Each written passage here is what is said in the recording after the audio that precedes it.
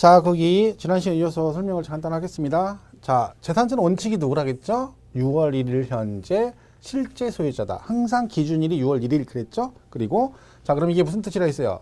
자, 얘가 매매 등으로 소유권 변동 사유가 생겼는데 뭐가 안 돼서 등기가 이행되지 않아서 공부상의 소유자와 실제 소유자가 다르게 되면 누구를?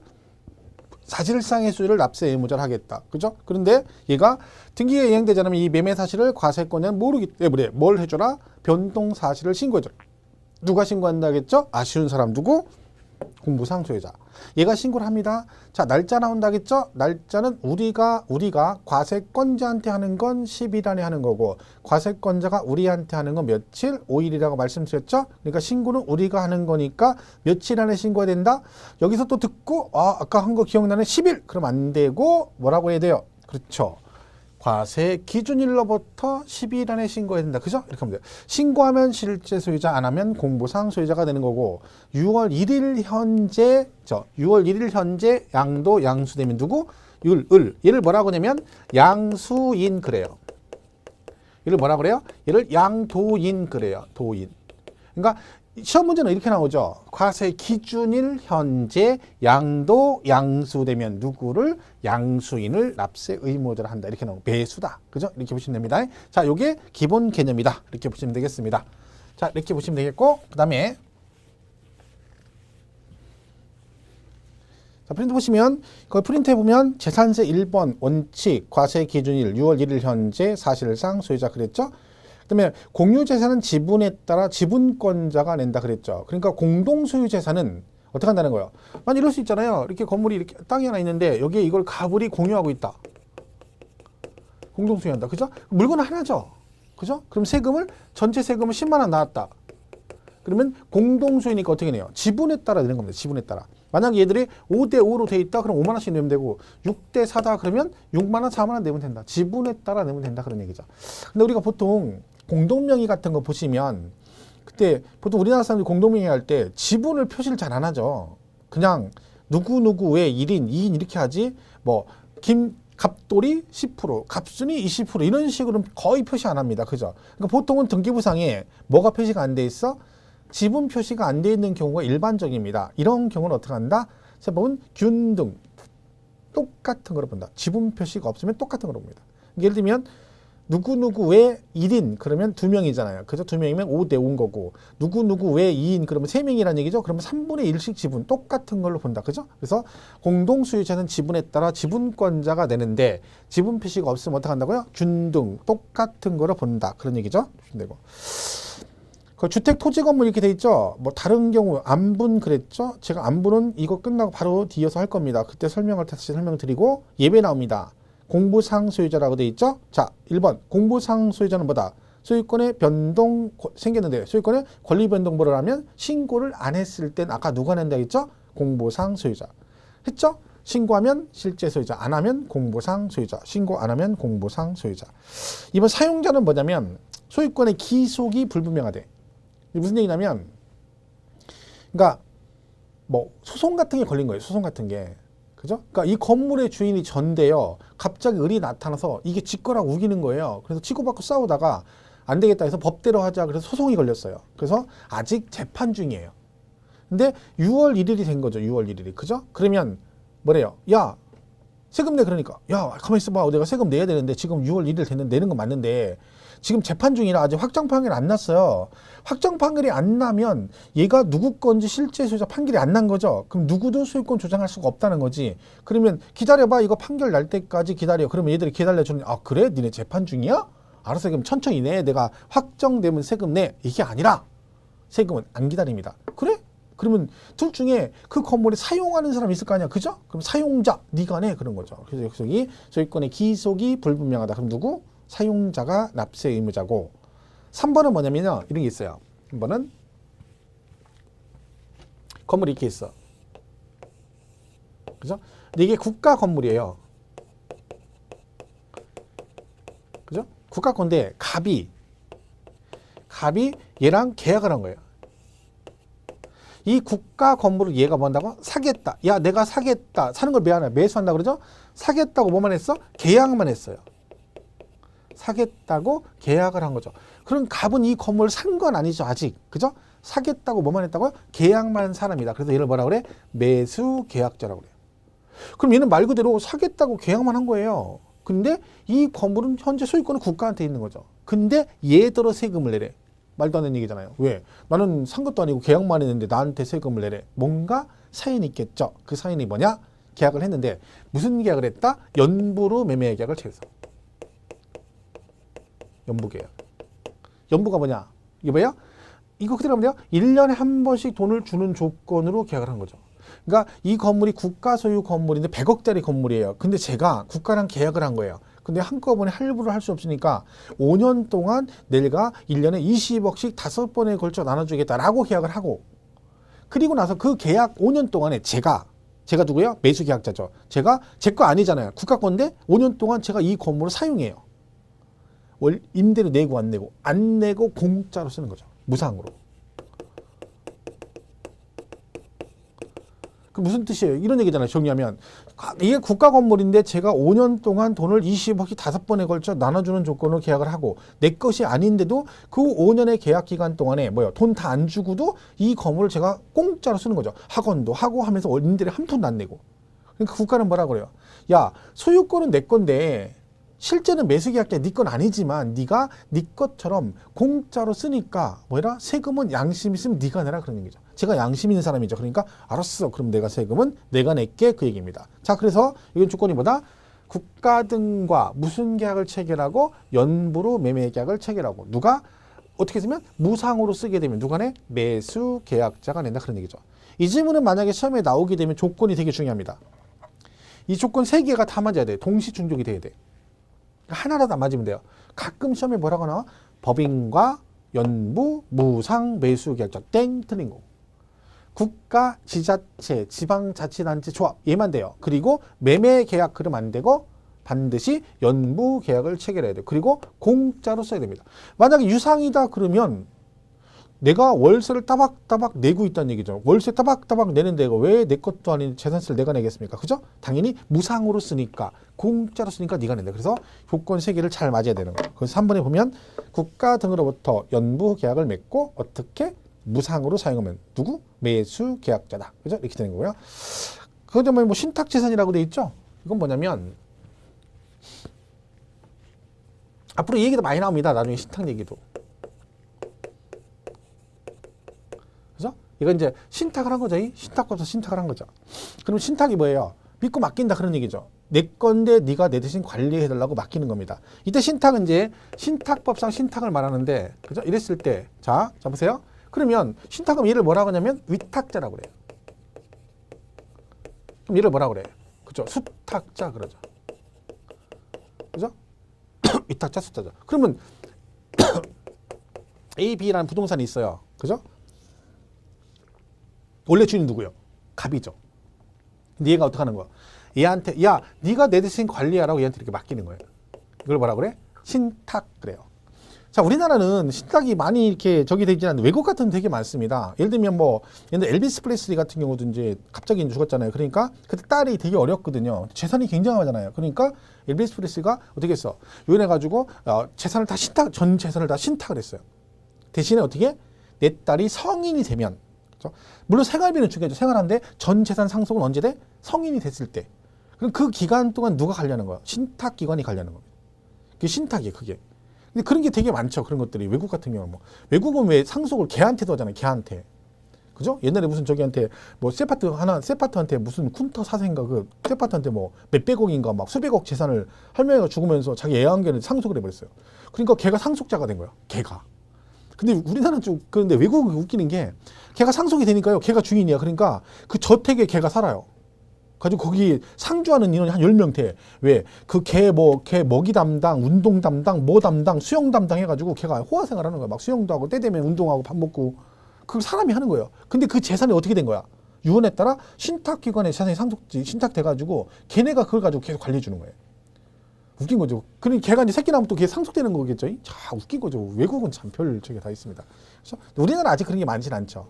그게 신탁인데 그 신탁했을 때 얘 거잖아요. 근데 명의는 누가 앞으로 돼 있어요? 수탁자 을 앞으로 돼 있죠. 그러니까 등기가 네 앞으로 돼 있으니까 재산세 납세 의무자는 누구다? 너다. 그래서 수탁자가 냅니다. 그래서 신탁재산 누구다? 실제 주인은 얘지만 법적으로는 얘를 납세 의무자를 합니다. 그죠? 누구? 수탁자 이렇게 돼 있죠. 그래서 신탁재산 누구? 수탁자. 앞으로 신탁 얘기가 많이 나와요. 취득세도 연결돼 있고 재산세도 연결돼 있고 양도세도 나오고 그럽니다. 근데 그걸 나중에 공부되면 제가 이제 뒤에 가서 심화 강의 같은 거 할 때는 이 전체적인 걸 연결을 한꺼번에 정리를 해줍니다. 근데 지금은 뭐 그런 단계는 아니고요. 5번에 주된 상속자라고 돼 있죠? 자, 이건 뭐냐면 상속받았을 때입니다. 상속. 자, 상속이 됐는데 아직 뭐가 안 됐어? 등기가 아직 안 돼 있는 거예요. 그죠? 아직 상속을 받았는데 등기가 안 됐어. 그죠? 왜냐면 여러분 상속 받자마자 바로 등기하는 건 아니잖아요. 그죠? 등기가 아직 안 됐으니까 기다리고. 그다음에 자, 그러면 등기가 아직 안 됐어요? 그러면 네가 야, 앞으로 지금 상속 받아 돌아가셨는데 아직 상도 안 치렀는데 아직 등기가 안 돼 있는 거죠. 등기를 못 했겠죠. 그러니까 뭐라 그래? 야, 그럼 등기 안 됐으면 안 했으면 아직 못 했으면 봐도 못 했으면 그럼 와서 뭐라도 해? 누가 그러면 실제 이 건물 소유자는 누군지 상속 받았으니까 알 거 아니냐. 등기는 안 했지만. 그러니까 니들이 와서 뭐래? 이건 내 거고 이건 얘 거고 이건 얘 거라고 실제 소유자가 누군지 신고를 해주라 그런 얘기죠. 근데 그 신고를 할 수 있다 없다? 없죠. 아니 지금 상출해가지고요 49제도 안 끝났는데요 막 가서 상속재산 정리해가 등기치고 막 등기는 안 됐으면 바빠서 등기 못하면 와가지고 와가지고 이건 얘 거고요 이건 얘 거고 이렇게 신고한다 그러면 시골서 동네에서 그럼 욕 먹습니다.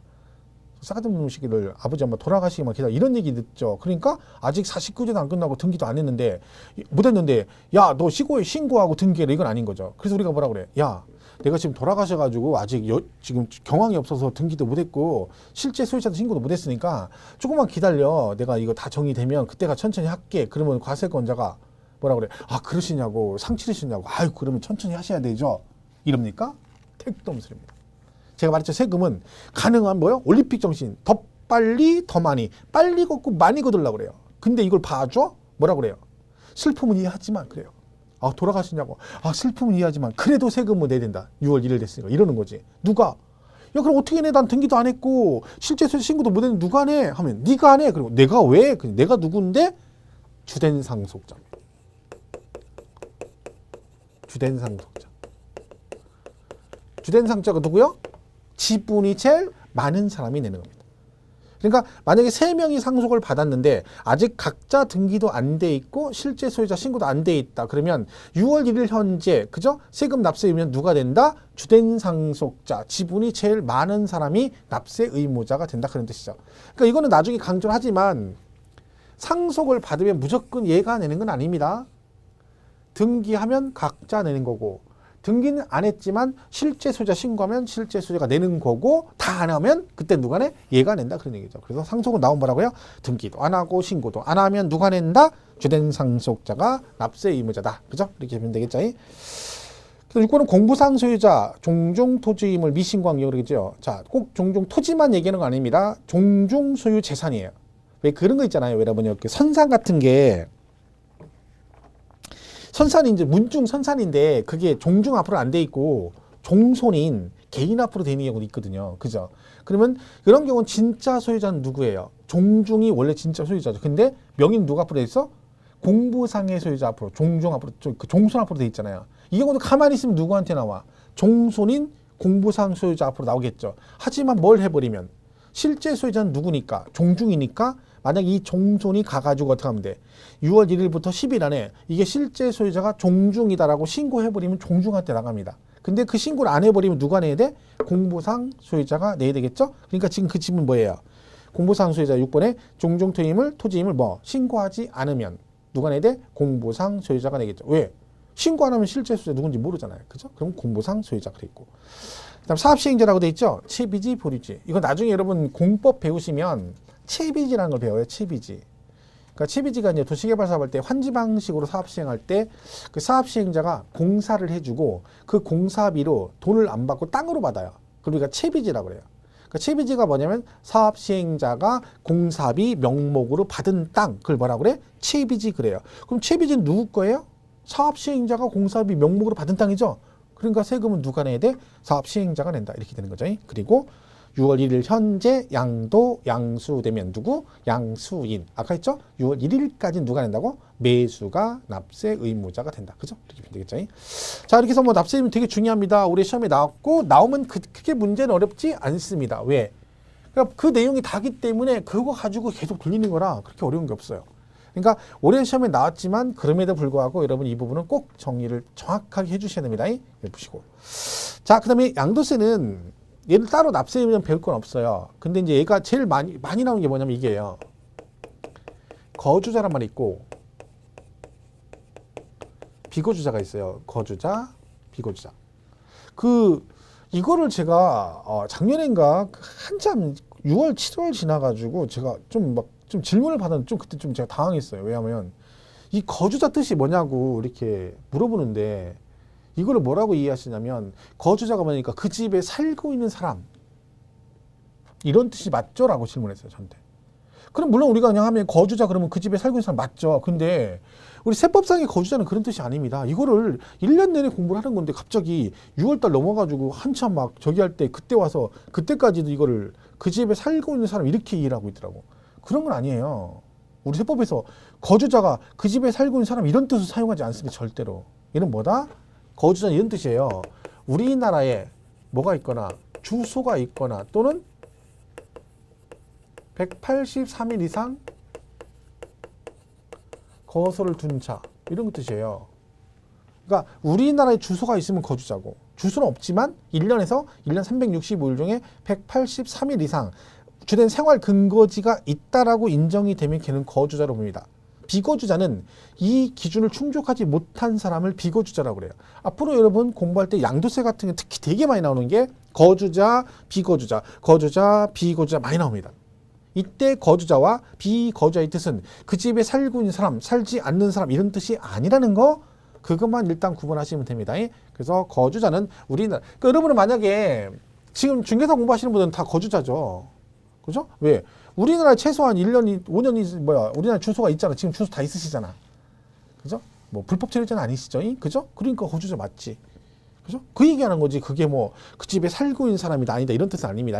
나중에 이 부분은 이제 세부적인 항목에 들어가면 요 관련돼서 여러 가지 가치 내용을 정리를 합니다. 근데 여기서는 그냥 거주자 비거주자 뜻이 외우지 않더라도 적어도 뭐는 아니다. 거주자가 내가 그 집에 살고 있는 사람이다. 이런 뜻은 아니다라는 것만 구분하시면 됩니다. 자, 보시면 되겠죠. 자, 납세 의무자는 그렇게 정리하시면 되는데 자, 여기서 이제 그 밑에 보면 박스 밑에 공시가격이라는 게 나옵니다. 자, 요거를 우리가 이제 잘 좀 구분하시면 좋겠어요. 자, 공시가격이라는 것은 말대로 공시가격입니다. 공시된 가격.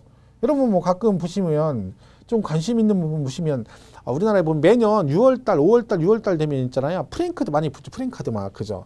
그리고 거기 그런 거 있죠. 뭐 2017년도 개별 공시지가 열람 및 이신청 뭐 이런 거 막 붙는 거 보셨어요 혹시? 그죠? 왜 그러냐면 그게 공시가격이에요. 공시가격이라는 건 뭐냐면 말 그대로 국가에서 법률에 따라 그 땅의 기준 가격을 만들어서 공시하는 겁니다. 그러니까 예를 들면 매년 그걸 하죠. 매년. 왜냐면 국가나 지방자치단체가 세금을 걔네가 직접 부과 같은 걸 할 때가 있어요. 그러면 매매 가격은 없어. 근데 과세는 해야 돼. 그러면 그럴 때 대비해서 뭐를 해? 각 부동산에 대한 기준 되는 금액을 매년 새롭게 결정해서 공시하는데 그걸 우리가 뭐라 그래? 공시가격 그래요. 공시가격. 그죠? 말 그대로 자기들이 국가에서 임의적으로 법률로 말 그대로 금액을 정해가지고 공시해 놓은 거죠. 근데 이 공시가격이 두 가지가 있습니다. 하나는 기준 시가가 있고 또 하나는 뭐가 있다? 시가 표준에 있는 게 있어요. 시가 표준. 그러니까 사실은요 똑같아요. 얘도 공시 가격이고 얘도 공시 가격이에요. 둘 다 공시 가격인데 차이는 뭐냐면 얘는 국세, 얘는 지방세에서 써요. 그 차이예요. 근데 중요한 건 여러분 오해하지 마실게. 금액은 똑같아요. 그러니까 한마디로 같은 옷 다른 느낌. 똑같은 옷인데 느낌만 달라. 근데 같은 공시 가격인데 용어만 다른 거죠. 같은 옷 다른 느낌. 아시죠? 홈쇼핑에서 막 모델이 이쁜 옷을 입고 나와서 막 그렇게 보입니다. 그러면 그 홈쇼핑 모델들은 얼굴도 이쁘고 늘씬하니 잘 쭉쭉 빠졌죠. 그러니까 걔네가 옷을 입으면 되게 이쁩니다. 그러니까 저희 와이프도 그걸 보고 있다가 갑자기 혹해가지고 나도 저거 사고 싶어서 딱 사죠. 그럼 와가지고 홈쇼핑에 물건이 오죠? 그럼 입어보죠. 입어보고 딱 뭐라 그래요. 와이프가 나한테 이뻐? 이렇게 물어보죠? 그럼 제 대답은 뭐겠어요? 같은 옷인데 똑같은 옷인데 홈쇼핑 모델이 입었을 때와 우리 와이프가 입었을 때 옷은 똑같은데 느낌은 완전 다르죠. 누가 훨씬 이뻐? 저희 와이프가 100배는 이쁩니다. 라고 얘기를 하죠. 그죠? 왜요? 같은 옷 다른 느낌. 그죠? 그런 거죠. 홈쇼핑 모델이 입었을 때와 우리 와이프가 훨씬 이쁩니다. 이렇게 해야 또 사는 거죠. 그죠? 그러니까 홈쇼핑 옷인데 같은 옷인데 홈쇼핑 모델이 입었을 때와 와이프가 입었을 때 같은 옷이지만 느낌은 다르다 하듯이 같은 걸 말하는데 용어만 다르다. 근데 법적으로는요. 이 용어가 확실히 구분이 돼 있어요, 여러분. 그러니까 이건 잘 기억하셔야 돼요. 왜? 앞으로 많이 나오거든요. 그러니까 국세에서는 기준시가란 말 쓰고요. 지방세는 시가 표준액이란 말만 씁니다. 그러니까 예를 들면 취득세와 등록세와 재산세는 뭐만 나와? 지방세니까 시가 표준액 이렇게 나와야 되는 거야. 근데 갑자기 취득세에서 기준시가 그럼 땡 틀린 거죠. 그렇죠? 근데 국세에서 양도세와 종합부동산세를 배우는데 갑자기 시가 표준액 그러면 땡 틀립니다. 그죠? 무슨 말인지 아시죠? 그러니까 같은 금액을 말하지만 용어는 다르다 그런 얘기죠. 그래서 우리가 이 공시할 때 보통 부동산 공시를 하죠. 토지와 주택을 보통 공시합니다. 주택을. 근데 주택은 단독주택과 공동주택이 있고, 그죠? 토지가 있는데 보통 토지는 개별 공시지가를 말해요. 개별 공시지가. 그죠? 토지의 공시 가격은 개별 공시지가입니다. 그죠? 그러니까 우리가 매년 6월 달에 보면 공시할 때 보면 개별 공시지가를 공시하는 거죠. 그게 뭐예요? 시가표준 공시 가격이에요. 주택은 단독은 단독 주택 가격 이렇게 하고 얘는 말 그대로 공동 주택 가격 이런 식으로 많이 공시합니다. 그죠? 얘는 4월 30일 기준, 얘는 5월 31일까지 다음 날 공시하도록 되어 있습니다. 그죠? 날짜도 정해져 있어요. 딱 법으로 언제까지 한다는 날짜가 정해져 있습니다. 그래서 거기 보시면 프린트 보시면 맨 밑에 공시 가격 그래서 기준 시가는 뭐다? 국세 부과할 때 기준이 되는 금액이고 시가 표준액은 지방세 부과할 때 기준이 되는 금액이다. 그랬죠? 그러니까 토지는 개별 공시지가가 공시가격이고 주택은 단독주택은 단독 개별주택 가격, 공동주택은 공동주택 가격. 단독주택이라고 했네. 개별주택 가격. 그렇죠? 이렇게 공시합니다.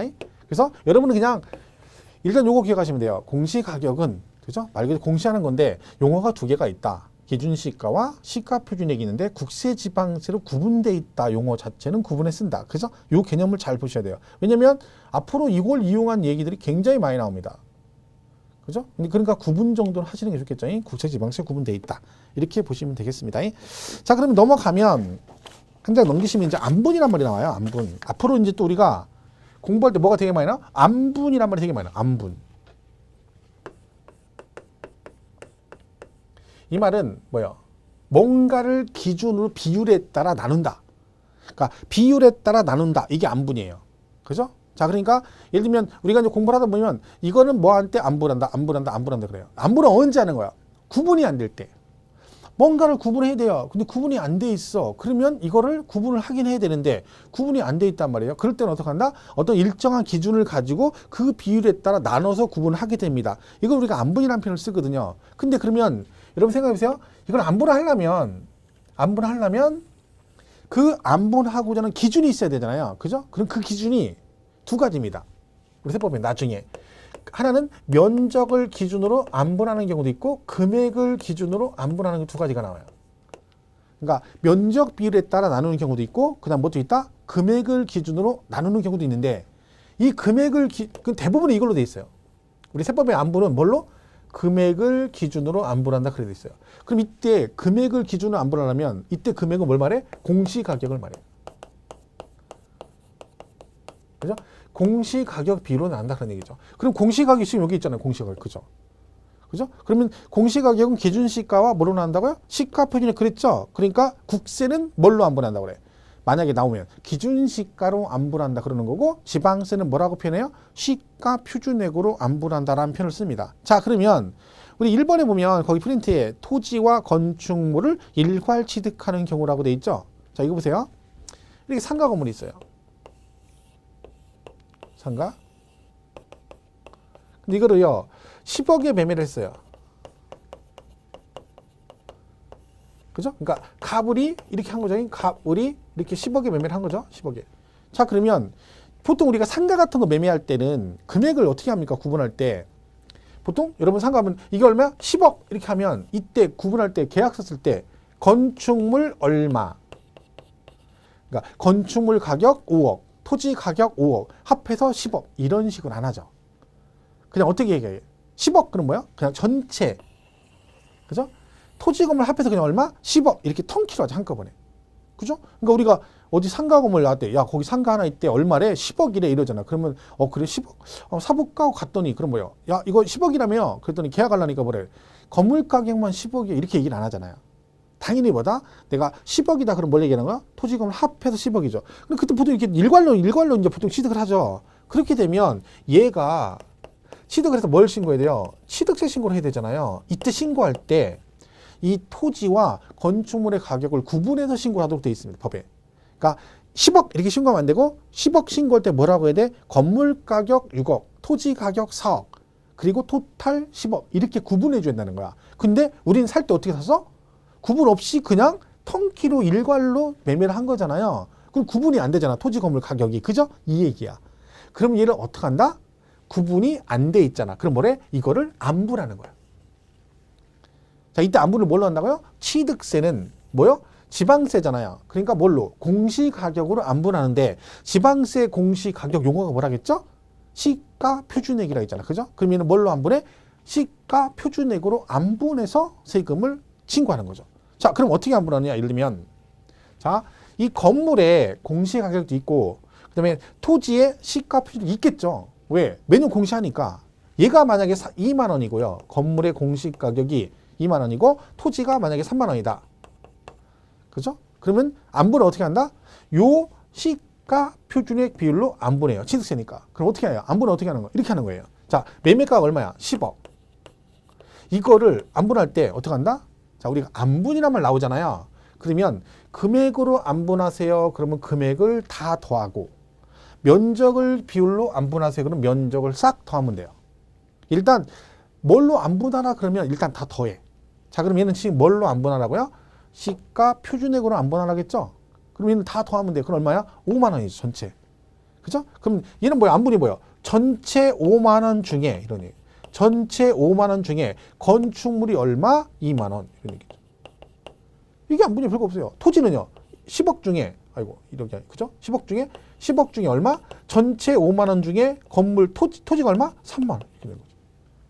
그러니까 전체가 5예요. 5. 그중에 건물이 2, 토지가 3이니까 결론은 건물은 10억의 5분의 2고 토지는 10억의 5분의 3이 되는 거죠. 5분의 2니까 얼마예요? 얘는 4억이고 얘는 얼마다? 6억이다 이렇게 가겠죠.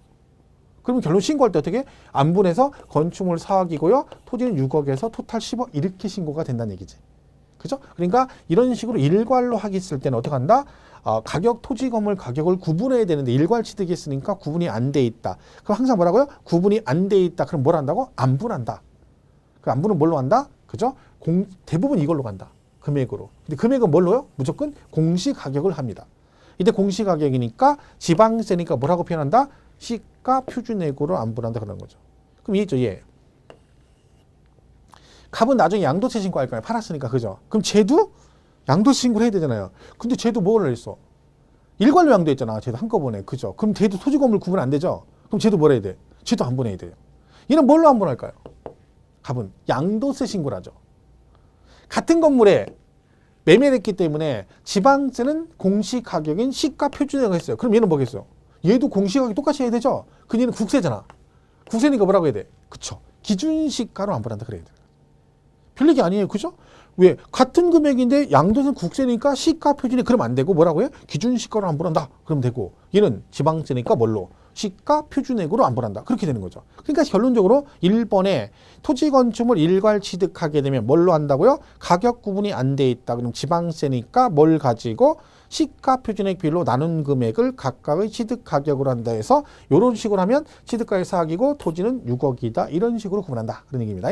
그리고 밑에 통각지라고 있는 게 있죠? 양도세 의견은 뭘로? 기준시가. 얘는 기준시가, 얘는 시가 표준액으로 안분한다. 그러니까 공시가격 얘기가 많이 나오죠. 안분할 때. 대부분의 우리 세법의 안분은 다 공시가격으로 안분한다 그러면 돼요. 그죠? 이해하시면 되고. 그 다음에 그 2번도 보면 같은 취득 물건이 둘 이상 시군에 걸쳐 있는 경우 이렇게 돼 있죠. 그것도 안분 얘기예요. 똑같은 얘기인데 이런 얘기죠. 이런 임야 같은 걸 사시다 보면 이렇게 살 수 있어요. 임야를 이렇게. 그죠? 근데 얘가요. 경계에 걸칠 때가 있어요. 그러니까 시도에 걸치는 거죠. 시도. 그죠? 예를 들면 경기도하고 충청남도에 걸쳐요. 임야 같은 거 한 필지가 막 굉장히 넓잖아요. 막 몇만 평 되니까. 그러면 막 시도 걸치고, 뭐 지리산 같은 건 막 세 개 도에 걸치고 이래야 되잖아요. 그죠? 근데 이게 이렇게 걸쳤어요. 근데 한 필지예요. 막 몇만 평 되니까. 그죠? 이걸 샀어요. 근데 이걸 10억에 취득했다. 만약에. 그 취득세를 내야 되잖아요. 근데 문제는 뭐예요? 얘가 하나는 경기도 걸치고, 하나는 충청남도 걸쳐 있어요. 이 세금 어떻게 내냐는 거지. 세금을 내긴 내야 되잖아요. 근데 그러면 경기도에 일부는 경기도에 있고 일부는 충청남도에 걸쳐 있는데 이 취득세를 어디다 내느냐? 그럼 만약에 경기도에서 야 우리가 수도권이니까 야 니네는 충청남도니까 시골이잖아. 그러니까 우리가 수도권이니까 우리가 다 가져갈게. 이렇게 얘기를 했어. 그럼 내가 10억을 다 가져갈게. 그러면 경기도 세금 다 가져가면 충청남도에서 뭐라 그래요? 이것들이 우리가 진짜 멍청해서 멍청돈도 하나 이것들이 한번 그래 너 알았어. 그럼 네가 경기도니까 다 가져가겠다 이거 세금을 알았어. 다 가져가. 대신 이쪽 우리 동네에 있는 거 있잖아. 이거 이 땅, 이 산 니네가 다 퍼가. 니네 동네로 경기도로. 그리고 네가 세금 다 가져가. 이러겠지. 자 이거면 싸우죠. 왜? 취득세는 각자 자기 시군구 재정이 각자 시도 재정에 들어가기 때문에 민감한 부분입니다. 그래서 얘는 이렇게 걸쳐 있으면 이걸 어떻게 둘이 구분은 안 돼 있잖아요. 구분은 안 돼 있고 한꺼번에 취득했단 말이지. 이 경우도 뭐래? 안분하죠. 뭘로 안분해? 그쵸. 뭘로? 얘가 취득세니까 지방세잖아. 그럼 뭘 가지고 안분한다? 금방 했죠? 뭘로? 시가 표준액으로 안분한다. 그러면 이쪽에도 공시가격이 있고 이쪽도 공시가 돼 있을 거 아니에요. 그죠? 그럼 이걸로 똑같이 안분해서 냅니다. 뭘로 안분한다고요? 시가 표준액으로 안분한다. 그래서 걔도 시가 표준액 그렇게 되는 거죠. 자, 그 3번에 재산세 보면 거기 또 보면 주택의 건물과 부속 토지 소유자가 다른 경우. 자, 이것도 나중에 재산세도 엄청 나옵니다. 제가 이거 기억나시나 모르겠네요. 과세세상 제가 정리할 때 재산세 얘기가 주택이죠. 주택은 머릿속에 항상 뭘 넣고 있어야 한다 했죠? 이 건물과 이 토지를 따로따로 절대로 계산하지 않고 이 토지 건물 가액을 한꺼번에 합해서 꼭 세금을 계산하도록 돼 있습니다. 법으로. 그러니까 우리가 주택이란 말은 건물만 얘기하는 게 아니라 무엇도 포함한다? 토지까지 포함해서 뭐라 그래요? 우리가 주택이라고 그러거든요. 그러니까 항상 머릿속에 딱 박혀 있어야 돼요. 이게 엄청 많이 나와요. 이 관련된 게. 시험이 굉장히 많이 틀리죠. 그러니까 어떤 경우 흔들리면 안 되는 게 뭐야? 재산세 주택 나오면 토지 건물 따로따로 세금을 계산하는 게 절대 없습니다. 항상 뭐 한다고요? 이 토지와 건축물에 각 합해서. 그럼 여러분 생각해보세요. 얘도 건물이고 토지잖아요. 그러면 얘도 건축물에 시가표준이 공시가격이 있을 거고 토지의 공시가격이 있겠죠. 근데 세금을 낼 때는 계산할 때는 따로따로 계산하지 않고 한꺼번에 계산합니다. 근데 일반 상가는 어떻게 돼요? 일반 상가는 주택이 아닌 일반 상가는 어떻게 해요? 이 건축물과 토지가 이렇게 있다. 그럼 어떻게 돼? 얘는 건축물은 건축물 따로 세금 계산하고 토지는 토지 따로 계산합니다. 해가지고 상가 갖고 계시면 건축물은 7월 달에 세금이 따로 나오고 토지는 몇 월 달에 나와? 9월 달에 따로 세금이 나오죠. 왜? 따로따로 세금을 계산하도록 돼 있기 때문에 그래요. 근데 주택은 공시가격이 있어도 항상 뭔다? 따로따로 계산하는 게 아니라 항상 뭐라고요? 이 두 개를 합해서 한꺼번에 세금을 계산합니다. 자, 그러면요. 자, 얘가 이런 얘기죠. 거기 지금 3번 지문은 토지 건물 소유자가 다르대. 근데 이렇게 된 거죠. 건물이. 얘는 갑. 얘는 을 이렇게 돼 있어요. 집인데 이렇게 될 수 있죠. 그러니까 남의 땅에 집을 짓고 살아야 그럴 수 있죠. 자, 그럼 남의 땅에 집을 짓고 사네요. 그럼 토지와 건물의 소유자가 다르네요. 자, 이때는 재산세 계산을 어떻게 한다? 얘는 갑은 건물 주인이고 을은 토지 주인이니까 어떻게 해요? 건물은 건물만 따로 계산해서 갑한테 세금이 나오고 토지만 따로 계산 을한테 이렇게 따로따로 계산하나요? 아니라겠죠. 제가 뭐라 했어? 재산세 주택은 절대로 토지 건물 따로따로 하는 게 절대 없습니다. 자, 무조건 뭐라 그래? 주인이 다르건 말건 관계없이 어떻게 이 두 개를 합한 과세 표준에다가 여기다가 세로 이렇게 곱합니다. 그럼 얼마가 나오겠죠? 세액이 나오죠. 예를 들면 얘가 10만 원 나왔어. 10만 원. 그죠? 두 개 합해서 계산했더니. 그럼 이 10만 원을 어떻게 한다? 서로 다르죠. 이걸 둘이 뭐 해서 내? 안분해서 내는 거예요. 그죠? 그러니까 만약 여러분이 집을 하나 갖고 있는데 건물과 토지 소유가 다르다. 그럼 재산세는 어떻게 나와요? 내가 건물 주인이니까 건물만 따로 산 것처럼 건축물만 나한테 따로 나오는 게 아니라 토지 건물을 한꺼번에 합해가지고 거기다가 세율 곱해서 세금을 한꺼번에 계산한 다음에 그 나온 세금을 둘이 나눠서 내는 거야. 근데 나누는데 구분이 안 돼 있잖아요. 그러니까 뭘로 해? 안 분해요. 뭘로 안 분해? 지방세니까 뭘로 안 분해? 그쵸? 시가 표준액으로 안 분하는 거야. 똑같아요. 그럼 만약에 건물이 얘도 3만 원이고 얘가 2만 원이다. 그럼 어떻게 한다고요? 아까처럼 요 세금 나온 거 10만 원을 얘는 5분의 3, 얘는 5분의 2 해서 안 분한다. 그게 뭘로 안 분해? 시가 표준액으로 안 분합니다. 그래서 이게 되게 많이 나옵니다. 그래서 이 부분은 뭐 앞으로도 수업할 때 많이 할 거예요. 근데 지금은 제가 이제 기초 강의니까 개념을 알아는 거지. 공시가격이라는 게 있다. 근데 공시가격이 두 가지가 있는데 하나는 용어가 기준시가란 말이 있고 뭐가 있다고요? 시가 표준액 두 개가 있는데 얘는 같은 옷 다른 느낌이다. 똑같은 건데 용어만 다르다. 근데 기준시가는 국세에서만 사용하고 지방세는 시가 표준액은 지방세에서만 사용한다. 이 얘기죠. 이걸 구분하시고 그리고 그걸 언제 활용하느냐? 이런 식으로 안분한단 말 나왔을 때 안분. 뭐가 구분이 안 돼서 안분이란 말이 앞으로 많이 나온다고 했죠. 이때 안분은 뭘로 한다? 대부분은 공시가격을 가지고 안분합니다. 이때 공시가격은 안분하는데 지방세는 뭘로 안분한다고 하면 돼? 시가 표준 이렇게 하면 된다는 거. 지금 예를 든 것처럼. 근데 국세는 뭐라고? 기준시가 이렇게 나온다는 거죠. 용어가. 이 지분이 많이 나와요. 그러니까 여러분은 그냥 공시가격 기본 개념에다가 공시가격이 이렇게 구분되어 있다는 걸 알면 당연히 지방세 파트에서 안분할 때 나오면 뭐라고 하면 돼요? 잘 모르면 시가 표준액으로 안분한다 그러면 되는 거고 국세는 뭐라고 하면 돼? 기준시가 그러면 되는 거예요. 그걸 알아라는 얘기죠. 그래서 거기 정리를 해놓은 겁니다. 그래서 안분해가지고 그 8페이지 맨 위에 토지 일괄 취득 그 다음에 뭐 같은 물건 둘 이상 걸쳐 있을 때 그리고 재산세에서 주택의 경우 토지 건물 소유자가 다를 경우 다 뭘 한다? 안분한다. 근데 거기 나온 1, 2, 3번은 전부 다 지방세를 말하는 거기 때문에 전부 다 뭐라고 돼 있어요? 그렇죠. 시가 표준액 비율로 안분한다라고 돼 있는 것 뿐이죠. 그죠? 근데 이게 만약에 국세로 나오면 뭐라고 하면 돼? 기준시가다 이렇게 이해하시면 됩니다. 보시면 되겠죠? 자, 여기까지가 이제 안분에 관한 얘기다. 그래서 공시가격 그런 게 있다 보시면 되고요. 그 다음에 이제 4번에 뭐가 나와요? 과세 표준이 나옵니다. 이 과표는 되게 중요합니다. 왜? 모든 세목이 다 중요해요. 시험에 굉장히 잘 나와요. 잘 정리를 하셔야 돼요. 자, 이게 동강 들으면 졸리시죠? 그죠? 졸릴 거예요. 실강 들어 졸리는데 동강은 진짜. 그러니까 동강 들으면 대단한 거죠. 동영상을 막 3시간을 이렇게 듣는다는 건 진짜 보통 일이 아닙니다. 하루에. 그러니까 저는 개인적으로 동강 듣고 합격하시는 분들 정말 대단하다고 생각해요. 쉬운 일이 아니에요. 저도 동강을 가끔 들을 때가 있거든요. 근데 전 들으면 진짜 시간은 진짜 빨리 갑니다. 동강 들으면. 왜? 동강을 딱 들어요. 제가 들어. 그러면 제가 선생님이 나와서 안녕하십니까? 이렇게 인사해요. 그러면 인사 듣고 자 지금부터 하거나 잠깐 눈 떴딱 하면서 침 닦고 나면 뭐라 그래요? 잠깐 쉬었다 하겠습니다. 이래요. 그럼 뭐요? 나는 잠깐 눈 감았다 침 한번 닦았는데 1시간 지난 거예요. 그죠? 뭐요? 시작과 동시에 자는 거죠. 동영상은. 엄청 졸려요. 실감도 졸린데 얘기할 것도 없는 거죠. 그죠? 졸리지. 근데 그걸 눈을 부릅뜨고 쳐다보는 게 보통 일이 아니죠.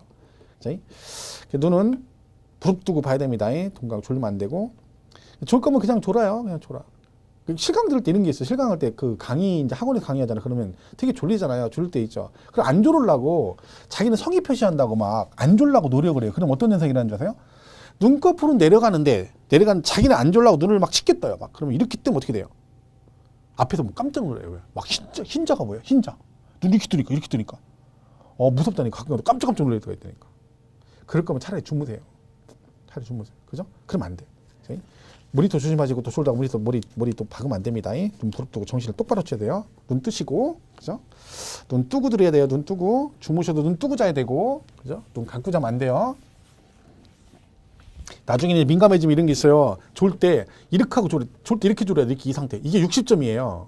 그래서 끄떡하면 50이에요. 이렇게 내려가면. 그러니까 졸 때 이렇게 졸아야 돼. 이렇게 하고 졸으면 과락이에요. 그러니까 여러분 잘 졸아야 돼. 이것도 안 돼. 이거 막 졸면서도 난 틀렸어 이러면 안 되는 거지. 그러니까 졸 때는 이렇게 눈을 뜨고 똑바로 떠야 돼. 이게 60점이야. 이 정신력이죠. 그죠? 혹시 졸리신 분들은 어떻게 자야 돼? 이렇게 하고 자. 모니터 보면서 반듯하게. 그러면 나는 조는 순간에도 뭐요? 합격을 한다 이런 의지가 보이는 거죠. 이렇게 하면 안 됩니다. 그렇게 졸 거면 눈 뜨고 이렇게 주무세요. 반드시 보고. 자, 그러면 합격할 수 있어요. 그치? 자, 과표는 여기죠. 이제 과표. 얘는 다중이에요. 다중이에요. 시험이 굉장히 잘 나와요. 그죠? 취득세 중요하고 재산세 중요하고 양도세 다 중요합니다. 자, 일단 그러면 취득세는 과표가 자, 이거죠. 과세표준. 이렇게 됐죠. 취득세 과세표준은 이렇게 됐어요. 자, 사실 여기다가 뭘 곱해요? 이렇게 세율을 곱하는 거죠. 세율. 그래서 산출세액 이렇게 구하는 거거든요. 산출세액 이렇게 구하는 거예요. 그죠? 그러니까 이 산출세액을 산출할 때 기준이 되는 걸 뭐라고 한다? 우리가 과세표준 그럽니다. 그죠? 자, 그러면 이 과표가 취득세는 뭐냐? 그런 거죠. 기준이 뭐냐? 거기 보면 과세표준의 밑에 세액 산출의 기초가 되는 과세 물건의 수량 또는 가액을 말한다 라고 돼 있죠. 자, 만약에 여러분이 자, 1억 원짜리 부동산을 취득했어요. 그죠? 1억짜리. 자, 그럼 취득세는 여러분이 취득을 하시면 여러분이 직접 가서 세금을 얼마에 샀다고 여러분이 가서 신고를 합니까? 아니면 여러분 가만히 있으면 과세권자가 세금 계산에 여러분한테 고지서를 보내줍니까? 만약 여러분 아파트를 샀어요. 여러분이 아파트를. 그럼 여러분이 가서 직접 가서 신고합니까? 아니면 가만히 있으면 나는 신고 안 하고 가만히 있으면 과세권자가 세금 계산해서 고지서 보내줍니까? 여러분이 가서 신고를 해야 됩니다. 그죠? 여러분이 신고. 왜 그런다고 했어요? 개인끼리 매매하면 매매 사실 자체를 과세권자는 알 수가 없다 했잖아요. 둘이만 한 거니까. 그러니까 니네 당사자가 와서 얼마에 사고 팔았는지 신고해 주라 그랬죠. 자, 그럼 여러분 1억에 샀어요. 그럼 1억 가가지고 뭐라 그래요? 1억에 그대로 가서 신고해요. 그럼 되겠죠? 근데 여러분 꿈이 뭐냐면 다운계약서를 써보는 게 꿈이에요. 다운계약서. 그래서 난 한번 써보고 싶었는데 그동안 못 쓴 거예요. 근데 이번에 기회가 온 거죠. 자, 1억에 샀어요. 야, 이번 기회에 다운계약서 한번 써보자 해가지고 썼어요. 근데 많이는 못 쓰고 떨려가지고 9천에 썼어요. 9천에. 9천만 원에 신고 해가지고 뭐했어? 신고를 했다. 그런 얘기죠. 자, 그럼 잘 보세요. 여러분이 1억에 사가지고 1억에 신고하면 되죠. 자, 근데 여러분 1억에 사가지고 이걸 9천에 신고를 했어요. 다운계약 써가지고 9천에 신고했다. 그러면 여러분이 이걸 9천에 신고하면 과세권자는 이거를 신고하러 가면 받아줄 거야, 안 받아줄 거야? 여러분 지금 뭘 쓴 거야? 다운계약서를 쓴 거예요. 근데 1억에서 1억 9천에 신고했단 말이야. 이걸 그러면 그대로 9천에 신고하면 받아줄까요? 안 받아줄까요? 이렇게 물어보게 그걸로 만약에 내가 이걸 1억에 사가지고 9천에 신고를 하면 과세권자는 내가 이걸 1억에 샀는지 9천에 샀는지 알 수가 있다 없다? 없다. 없다겠잖아요. 왜?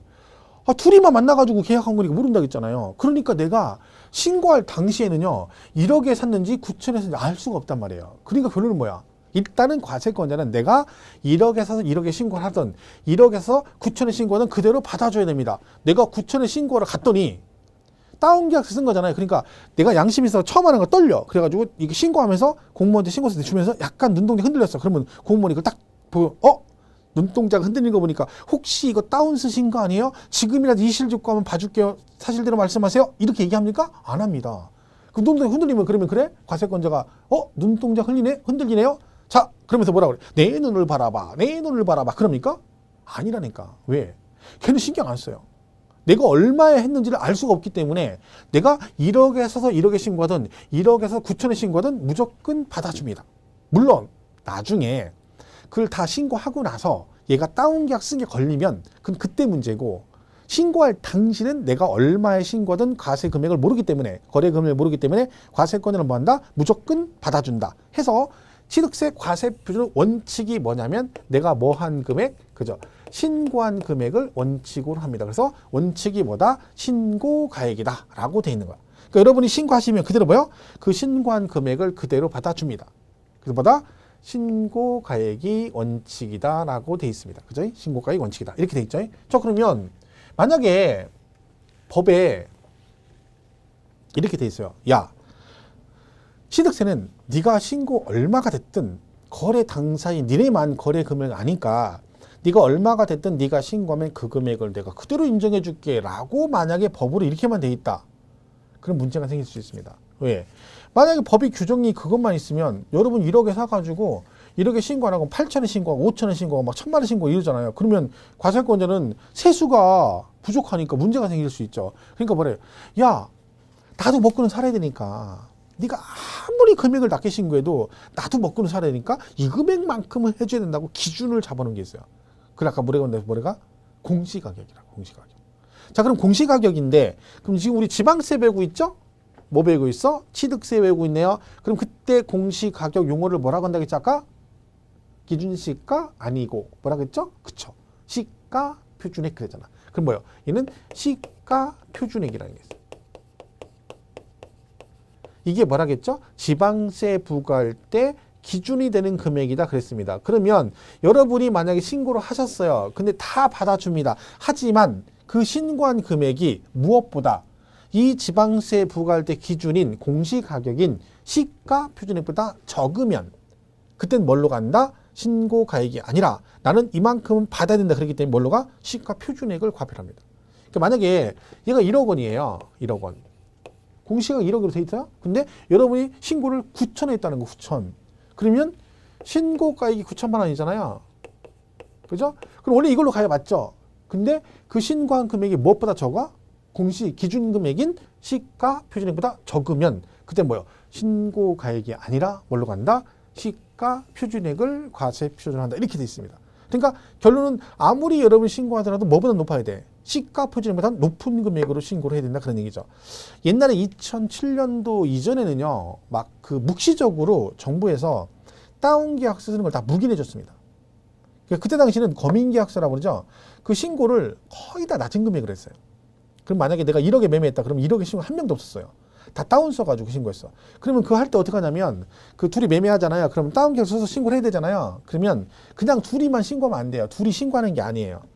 법무사 사무실을 가가지고 이제 신고한다고 하잖아요. 그럼 그 사무실 여직원이 뭘 막 계산해줘요. 그리고 나서 뭐라고 하냐면 4천만 원이네요. 이렇게 얘기해요. 자 그러면 여직원이 4천만 원이네 이렇게 얘기했어요. 그럼 얘가 뭘 말할까요? 이거예요. 시가 표준액을 계산해 주는 거야. 왜? 내가 다운을 쓰더라도 뭐보단 높아야 돼. 그쵸? 얘보단 높게 신고를 해야 되는 거야. 왜? 이 금액이 얘보다 낮으면 이걸로 가잖아요. 그러니까 이거보다 높게 신고해야 되니까 여직원이 4천이네요 라고 얘기하면 매매 당사자가 이제 뭐라고? 우리 그러면 8천 쓸까? 아니 뭐 4,300이 쓸까요? 4,500이 쓸까? 이렇게 하는 거지. 해가지고 4,500 합시다. 그러면 4,500에 써가지고 신고하는 거죠. 그러면 얘는 4,000, 신고가액은 4,500이니까 높죠? 그럼 뭘로 가? 신고가액으로 가는 거예요. 왜? 이것이 얘보다 낮으면 뭘로 가니까? 시가 표준액으로 가기 때문에 그렇습니다. 결론은 뭐네요? 원칙은 뭐다? 신고가액이다. 근데 그 신고가액은 뭐랑 항상 비교를 한다는 얘기 결론은 그쵸. 시가 표준액과 비교해서 둘 중에 뭐한 금액? 그쵸. 큰 금액으로 간다 그 얘기입니다. 그러니까 무조건 가는 건 이제 아까 여러분 다운계약 썼다 했잖아. 그죠? 1억에 했는데 9천에 신고했다 했죠? 근데 9천에 신고하면 무조건 받아줘야 되는데 만약에 그 9천에 신고했는데 걔가 시가 표준액 9,500으로 돼 있다. 그러면 9천 받아줘 안 받아줘? 안 받아줘. 왜? 그때 뭘로 가? 9,500으로 가는 거죠. 그러니까 신고하더라도 뭐보다 높아야 되는 거야. 얘보단 높아야 돼요. 왜? 법 규정이 그렇게 돼 있다. 신고가액을 원칙으로 하되 그 신고한 금액이 무엇보다 시가 표준액보다 적으면 뭘로 간다? 시가 표준액을 과세 표준한다. 이렇게 돼 있다는 거죠. 이렇게 보시면 돼요. 자, 근데 여기서 또 있어요. 만약 이렇게 또 돼 있다 법이 이것만 있다. 그럼 또 억울한 사람이 있어. 왜? 나는요. 얘가 공시가 1억인데 내가 진짜 9천에 샀어요. 그죠?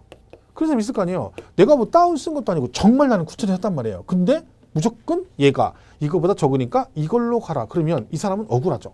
왜? 부당하게 세금을 더 내는 것 같잖아. 그래서 뭐가 있어? 이런 게 있어요. 하나 더.